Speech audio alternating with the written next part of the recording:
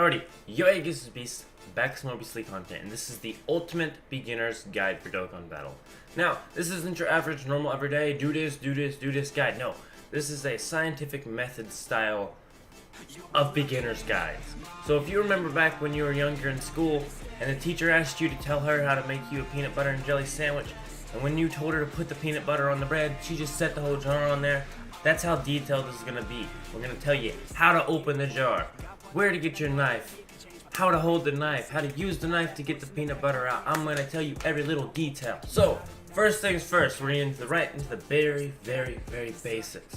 So, how do you get units? This is very basic. It will slowly go up in difficulty, and I will, anyway. So, you get units by going and clicking on the little summon icon and scrolling through there and choosing one to summon with. You can summon using either Dragon Stones or friend points at the very bottom. Also, sometimes there are special summons that give tickets. You can use these tickets to summon, you go to get SRs. I'm going to quickly tell you the rarity scale now and the highest rarity you can get from summoning, and the rarity scale basically is normals, rares, SRs, SSRs, URs, TURs, and LRs. However, you cannot get anything past an SSR when it comes to summoning. The highest you will pull is an SSR. So, how do you get units to UR? Now we're on to the next topic, URing your units and awakening them and everything else, okay?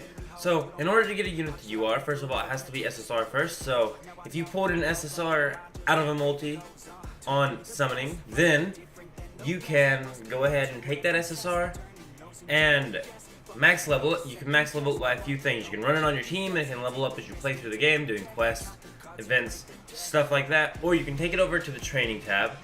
And the training tab has about 3 different things you can do to boost its stats. First of all, you put it in the training tab. You can select extra little normals, rares, and etc. characters to use for training experience. You can go to the second tab, which is training items. You can choose training items for experience. And then there's a third tab, it's up here at the top here, and you can use that to select an area. Areas are a little special. When you use an area, it boosts however much XP training items people are giving, and it's a different percentage.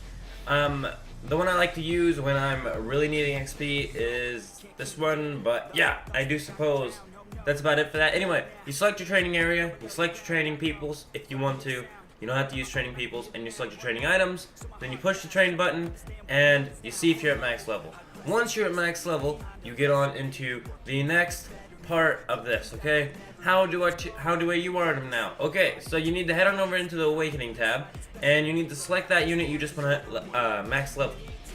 So, once you max level that unit, you will see little bitty icons blinking up. Maybe not blinking, maybe just sitting there.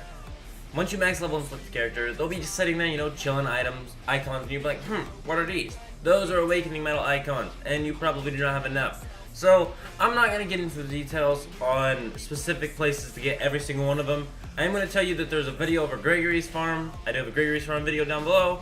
But besides that, basically check the type of your unit, and you can go do this thing called an Awakening Metals event.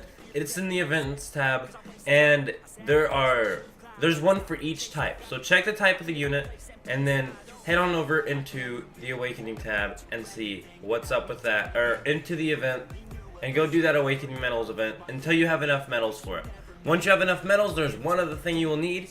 When you start selecting metals, you will notice that it has a Zenny cost. You can get Zenny by doing one of two things. Playing the game, there's some missions that hand out Zenny. They'll hand out Zenny as on login, but you can also get Zenny from Zenny statues. Zenny statues have the same rarity scale, except for its normals, rares, SSRs, and URs. There's nothing past UI for Zenny statues, but basically you take Zenny statues, you go into the sell tab, and you sell them, and you get a lot of Zenny back. And the other thing you can do is just sell dupes you have, or sell a bunch of the normals and rares. Those do give Zenny, not as much as Baba's or Zenny statues, but still very useful. So, now that I've told you how to get Zenny, I've told you how to get your medals, and you've UR'd your unit, you are on to the next step of TURing. But before I go ahead and tell you how to TUR, and before you move on and go ahead and UR your unit, I'm going to go over super attack. So, super attack level is a little thing that shows on your character when you take an overview over it. And basically, the higher level it is, the harder hitting your super attack for that unit does. It means you can do more damage, you'll be able to defeat other things, and you need to raise the super attack of your units. There's two ways of doing it. One, duplicates of that character. Two, Elder Kais. So, how do you get Elder Kais? There's little events, they'll hand out Elder Kais every once in a while. Basically, just do stuff to get Elder Kais. Or, if there is a farmable for this character, you can go farm a specific stage and get duplicates of it that are non-summonable duplicates. You can put it in training, and it will raise the super attack by that character. Sometimes it's only a 50% chance, but still, very, very useful information there. You can take the dupes, you stick it in your unit, and it will raise the super attack of the characters, and you can SA10 it for free. Once it's SA10, then you can UR, and we're going to move on to TURing. So, TURing is a little bit more difficult. So, basically, if you're going to TUR your units, you head on into the Awakening after you max level them again, because when they go from SSR to UR, they gain 20 levels, so you need to go and max level them again. You go check, and you'll see one singular item usually, sometimes there's a couple of them, and it will show the little Awakening medal. So, go and click on that, see what stage it tells you to go get them from. Usually, it will be a Dokkan event. Now, there are some characters that TUR from story events as well, but yeah, just see where the medal goes from, and then go check out its event. Usually it's a Dokkan event. Dokkan events are a little harder. Here's my little guide for Dokkan events. So, before I continue on into how to beat Dokkan events, I'm going to tell you about one more thing, and that is Hidden Potential. So, Hidden Potential is something that's unlocked at level 50. Once you clear an epic showdown on all difficulties, and you reach level 50, you can get Hidden Potential unlocked. Hidden Potential is only accessible when you are UR'd characters. So when you UR characters, you basically take these little orbs, you stick them in your units, and you boost their attack. I'm not going to get into detail, with this, but I will say, when it comes to dupes, if you pulled a dupe in summoning, do not use it for super attack. You do need to use it for Hidden Potential. If you want a full, more in-depth guide, I do have one down below over Hidden Potential. I just don't want to take 5-10 more minutes over Hidden Potential. But yeah, Hidden Potential, you use the little orbs, you put them in, you unlock more paths in Hidden Potential, your character gets stronger. That's a very generic, simple guide of it. But back to TURing your units and which ones you should do first. So, my main thing is to first find the units that TUR from story events. Story events are way, way, way easier than Dokkan events, so if you find ones that TUR from story events, go get them TUR'd, get them max leveled on your team, and then just do the older Dokkan events that you have to do first until you get up higher on the difficulty, where the only unit you have left to TUR is the units that have the newer Dokkan events. So then you can go ahead and start getting on into there. But before you do that, I'm going to cover the beautiful thing by the name of support items. So, real quickly, well, nah, I won't even do that. We'll get into combat later and how some extra tips in combat and everything else. But before that, I'm just going to quickly mention LRs, because I did mention LRs earlier. So LRing is the exact same thing as TURing. The only difference is, when you go to LR a unit, it has to be able to be LR'd. So my best suggestion for knowing if you have an LR unit is just go check the LR page on Wikia. It has a list of all the LRs. If your unit is not on there, there's a big chance you don't have an LR. So anyway, same as TURing. Once again, when you TUR a unit, it will go to base level of 1, and you will have to level it back up to level 120 before being able to LR it if it has an LR available. You can also check if it has an LR available, is that if you just TUR'd it, and then you go in the Awakening, and you still see that you can do something, then go ahead and see what it is, do it, and you'll probably have an LR unit. So, the next thing I'm going to get on into is more of the team building sides, and how to tell if a card has a leader or not, etc.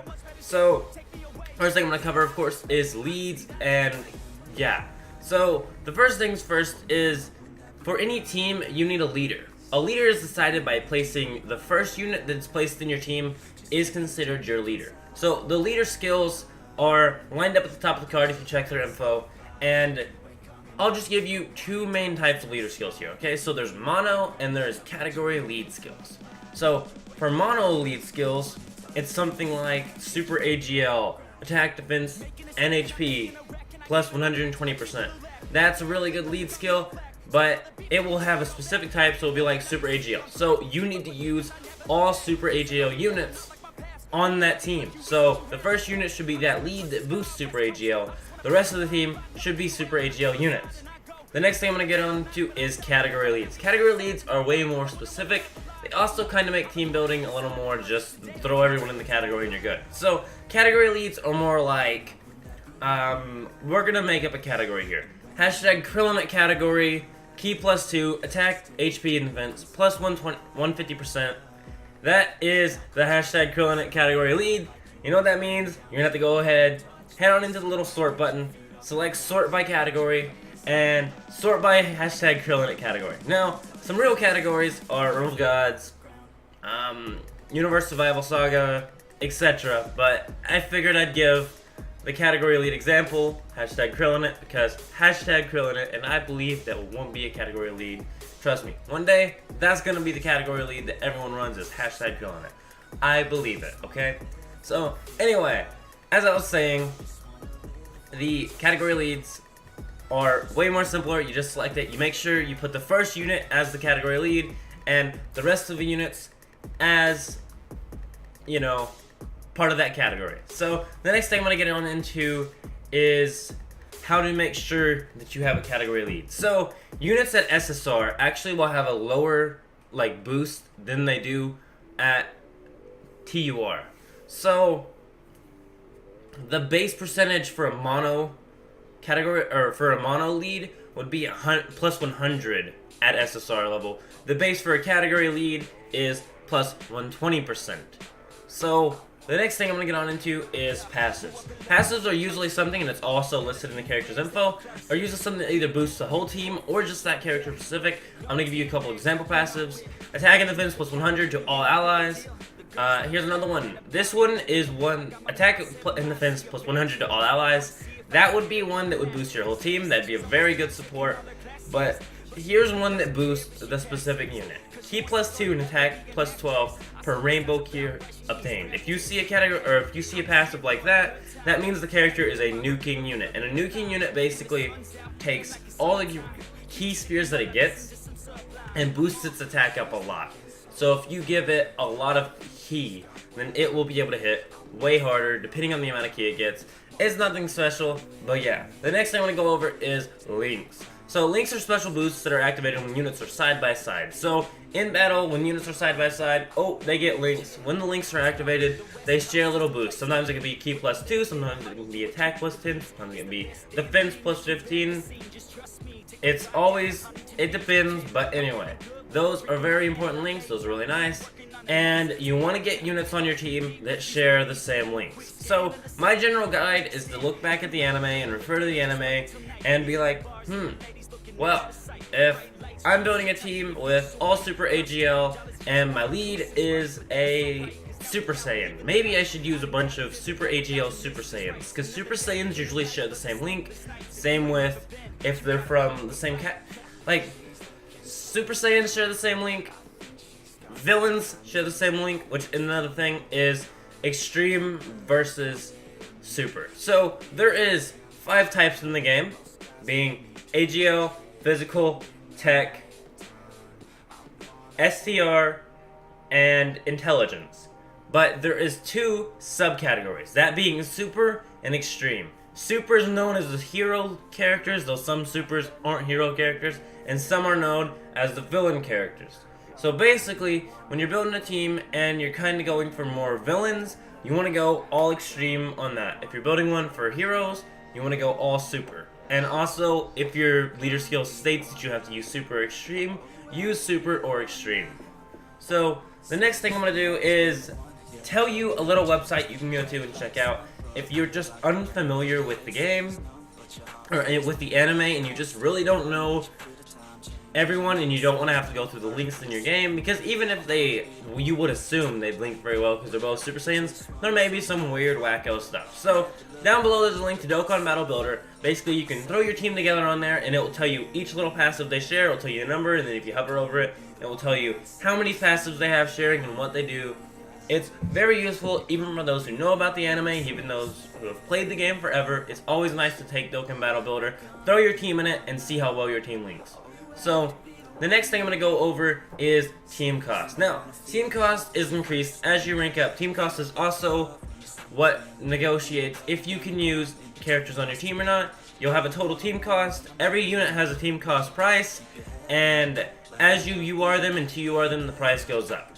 So the quickest way to rank up, because ranking up is how you increase your team cost, the quickest way to rank up is to do the last stage of the story on the hardest difficulty when there is a ×3 or ×4 XP event. So the best way to check if it's ×3 or ×4 is either to go into the news and check and see if that's going on, or when you go into story, there will be this little icon that shows rank XP ×4 or rank XP ×3. Sometimes we'll have rank XP ×2, but that is what you need to look for. Go check story, see if that's there. If that's there, just get all the way through story and do Area 27-3 on the hardest difficulty. That is the very last stage of story, and on the hardest difficulty, it will drop 110k XP for 23 stamina.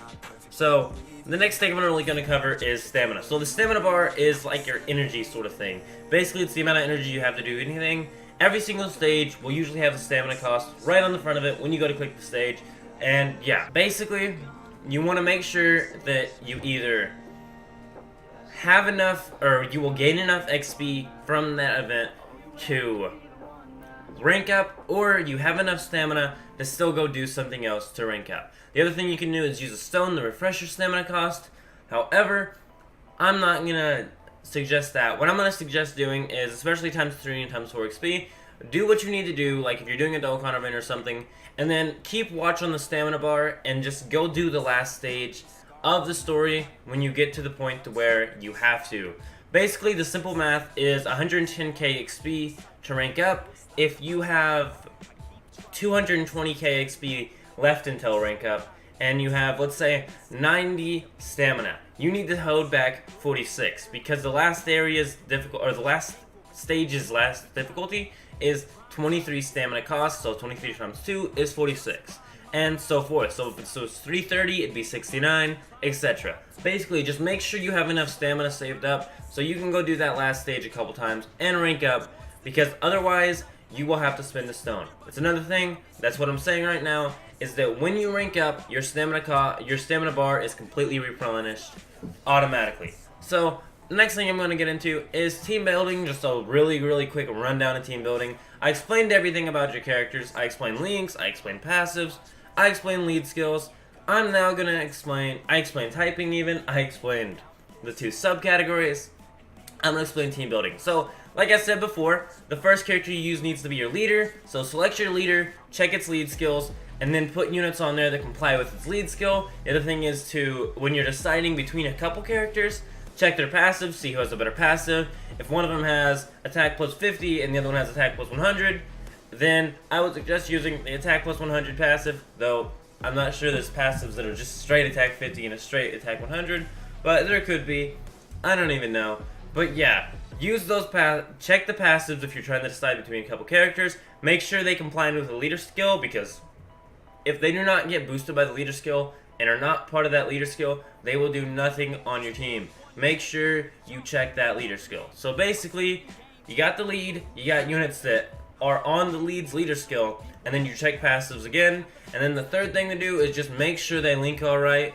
Go to Dokkan Battle Builder, throw the team on there, and make sure everyone has at least a couple links. Usually people will share a Fierce Battle link if they all are Dokkan units, but if they are units that are not Dokkan Awakened from Dokkan events, they won't even have Fierce Battle.